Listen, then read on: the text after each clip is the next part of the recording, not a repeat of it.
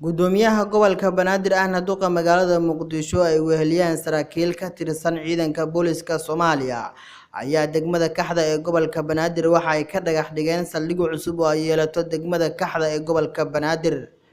madashii lagu dhagax dhigay saldhiga cusub ee degmadaasi ay yeelan doonto ayaa waxa ka hadlay mas'uuliyiin ka socotay taliska ciidanka Booliska Soomaaliyeed iyo mas'uuliyiin kale oo qayb ka ah maamulka degmada Kaxda ee gobolka Banaadir anaga ku deeqday waa dhul weyn waxaan rabnaa Ilaahay idamkiis inuu ismi doono isaga oo taliyaha qaybta cusub ee qaybta galbeedna uu noqon doono taliyihii qaybta galbeed ku guuleystay in kasta oo taliyihii hore oo in badan isaguna ugu dhabar adayga oo hore uu ugu qalqaaliyo in la helo oo dadkii maaragtay arinta wax ka abaabulay oo kamid ahaa hadda waxaan nasiib dhagax dhiga taliyaha qaybta galbeed aad iyo aad baan uga mahad celinayaa sida wanaagsan ee dhagax aad noogu dhigtay saldhiga degmada Kaxda aad baan ugu baahnayn inaan helno saldhig booliska oo leeyahay waxay ku shaqeeyaan dhul shakhsiyaad leeyihiin gudoomiyaha gobolka Banaadir ahna duqa magaalada Muqdisho Taabid Cabdi Maxamed oo madasha dhankiisa ka hadlay ayaa tilmaamay baahiyaha gaarka ah ee ay qabaan degmooyinka gobolka Banaadir in maamulkiisa uu qorsheynayo in si degdeg ah lagu dhameystiro oo noqdo inaan dhagax dhigno sharaf tahay insha Allah taala anagoo kaashanayno taliska ciidanka booliska Soomaaliyeed iyo deegaanka degmada Kaxda iyo gobolka Banaadir inta ku nool iyo ganacsatada qayb kasta oo kala duwan iyo maamul ahaan gobolka Banaadir iyo dawladda hoose inaan kaalin weyn ka qaadano in si degdeg ah oo insha Allah taala aan ku dhameystirno dhismaha saldhigan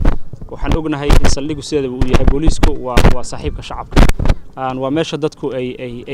warbixintoodana ay gaarsiiyaan hadii ay dacwo tahay ay gaarsiin hadii gargaar tahay noqdo boolis shacabka matalaya hadii dibdhaca uu gargaarayo ma kaliya dambi la galo uu gaaro laakiin dibka oo booliskana uu ku shaqeeyo maadaama saaxiibka shacabka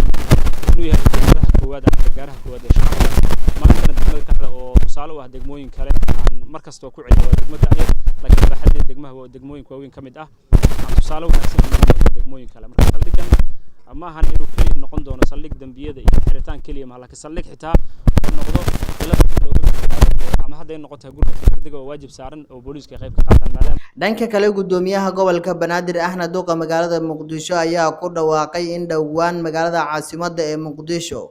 uu ka furmi doono shirweyne dib u heshiisiin ka ay ka qayb galayaan guud ahaan dadka ku nool gobolka Banaadir in aan ku dhawaaqo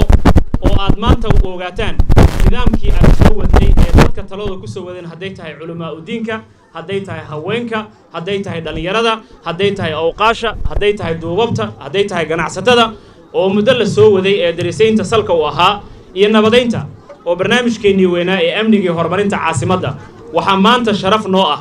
inaan ku dhawaaqo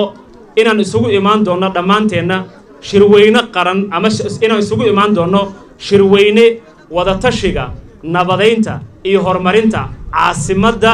iyo gobolka Banaadir oo dhici doona insha Allah bisha January Xasan Kaaye SomNews Muqdisho.